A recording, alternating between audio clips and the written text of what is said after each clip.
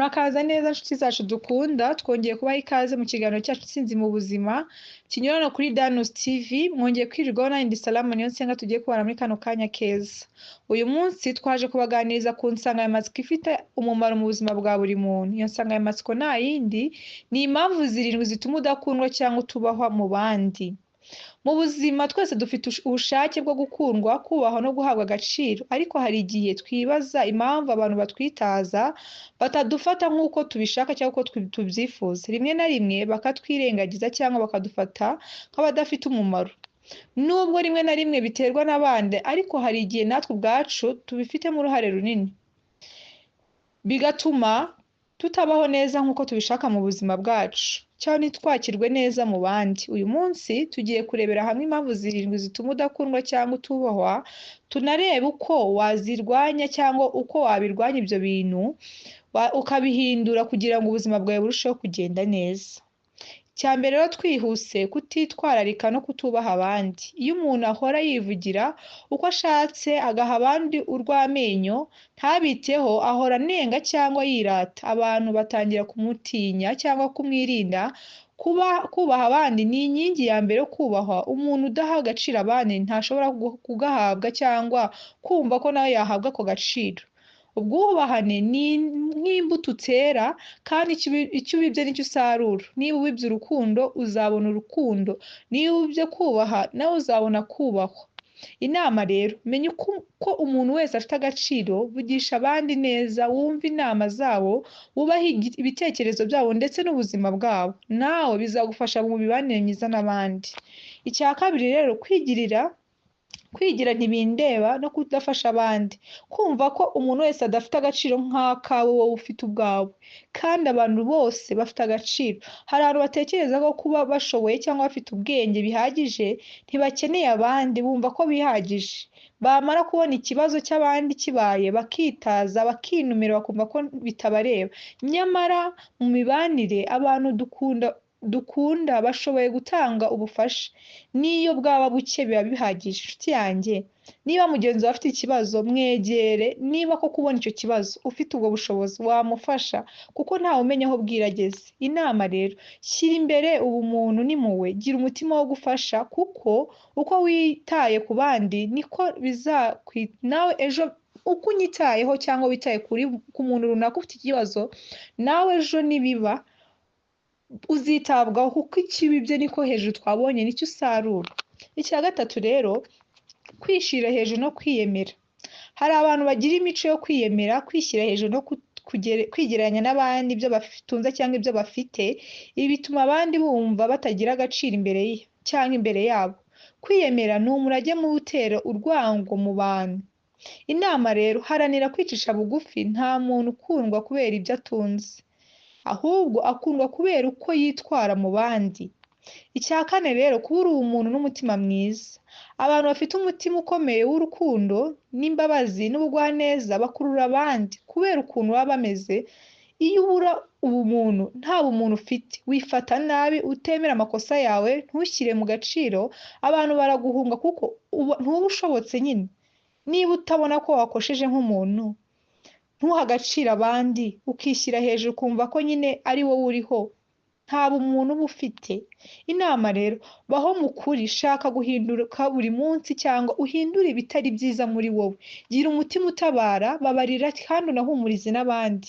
Icya gatanu rero, kuba inyangamugayo gake cyangwa kuba utari inyangamugayo no kuba uri indyarya. Abantu bakunda umuntu uvuga ukuri, utagira uburyarya. Iyo abantu bamenye kuvuga ikintu ntugikore cyangwa ubeshya, barakurambirwa, ntibakwizera, barakwirinda, bakugendera kure. Inama rero, baho mu mucyo, vuga make ariko ubishyire mu bikorwa. Vuga bike ubishyire mu bikorwa, wubahe amasezerano n'ijambo ryawe. Muri ubu buzima hari abantu badusezeranya cyangwa basezeranya abantu ikintu bagikuye mu mutima wabo utakibasabye, barangiza ejo wabavugisha ati se bya bintu wambwiye igihe iki n'iki bimeze bite? Akakubwira ati njyewe bimeze gutya na gutya, nyamara ntarinde ijambo rye. Inshuti zanjye, ijambo ryawe uyaturije akanwa kawe ni nk'ideni uba urimo umuntu. Gerageza icyo wavuze rero ugikore, niyo mpamvu hano hejuru dusabwa kuvuga bike ariko tukabishyira mu bikorwa. Icya gatandatu rero twihuse, guhora uvuga nabi abandi amagambo yangiza cyangwa amagambo mabi. Umuntu uhora anenga utuka abandi avuga amagambo agayitse abiba amacakubiri n'inzika mu bandi, aba asa n'umuntu ufite umwuka mubi cyangwa imyuka mibi. Abantu ntibifuza kuba hafi yawe kubera ayo magambo mabi uhoza mu kanwa, kuko ejo nabo bavuga ko nabo uzabavuga uri kubibwira. Inama rero, imvugo yawe ibe iyubaka, tanga ihumure y'icyizere, vuga neza ndetse unabane neza n'abandi amahoro. Icya karindwi cyo cya nyuma, kutita ku isuku n'imyambarire n'imico rusange. Nubwo abantu batishingikiriza cyangwa badashingira ku myenda gusa ngo agukunde, umuntu yenda ntagukunde agendeye kuko akubona, uko witwara, uko wiyitaho, uburyo uganira n'isuku yawe bifite uruhare runini mu buryo abandi bakureba cyangwa uko bagufata. Utagira isuku, wirengagiza uko usa, ntacyo witaho, bituma abandi bakwanga, bakagutinya cyangwa bakabona ko nyine nawe ubwawe utikunda. Inama rero, menya uko isuku n'umuco biba indorerwamo y'ukubona cyangwa uko agufata. Ntugatinye kwisukura, kwirimbisha mu mutima n'umubiri. Imico n'indangagaciro ni ingenzi mu buzima bwa buri muntu, kuko ushobora kugera hano bakavuga turiya ni kanaka, kuko kanaka akunda kwambara atya, akunda kuba asa atya, kuko niyo ndorerwamo nyine bakureberamo. Rero duharanire kwiyitaho no kwigira isuku mu mutima ndetse no ku mubiri. Ibikwiye kwibandwaho rero, ntuzigere utekereza ko gukundwa cyangwa kubahwa ari ibintu bisaba amafaranga cyangwa ubuhanga budasanzwe. Buri muntu afite ubushobozi bwo guhindura uko yitwara cyangwa uko yakirwa n'abandi uko bamubona, kuko imico n'imyitwarire yuje neza cyangwa uko yitwara neza mu bandi bikamugirira umumaro ejo n'uyu munsi. Kwigirira icyizere ariko mu bwiyoroshye, guharanira impinduka nziza no kwigira ku makosa wagize ejo cyangwa uyu munsi ni inzira ya nyayo iganisha ku rukundo n'icyubahiro.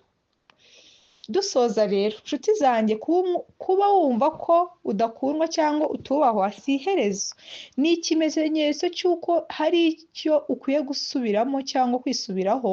Ntugatakaze icyizere, fata iya mbere mu guhindura imico, wongere kwiyubaka imbere n'inyuma. Urukundo n'icyubahiro ntabwo bisabirwa, ntabwo nyine ari ibintu umuntu ashobora kugusabira, ni wowe ubyiha, kuko icyo ubibye nicyo usarura.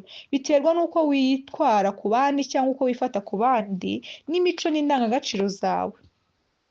Turabashimira kuba mwabanye natwe muri iki kiganiro Intsinzi mu buzima kinyura kuri Danos TV. Twifurije buri wese inzira nziza ya nyayo agomba gucamo, twigira ku masomo tumaze gufata cyangwa mu kiganiro tumaze kuganira hano twese. Reka tuvanemo amasomo akomeye mu buzima, uko tugenda twiga buri munsi bizagenda bidufasha. Mwakoze cyane, mugire ibihe byiza. Nanjye na Salama niyo nsenga twari kumwe cyangwa twari turi kumwe muri kino kiganiro. Ndabifuriza gutsinda mu buzima, mwirirweho.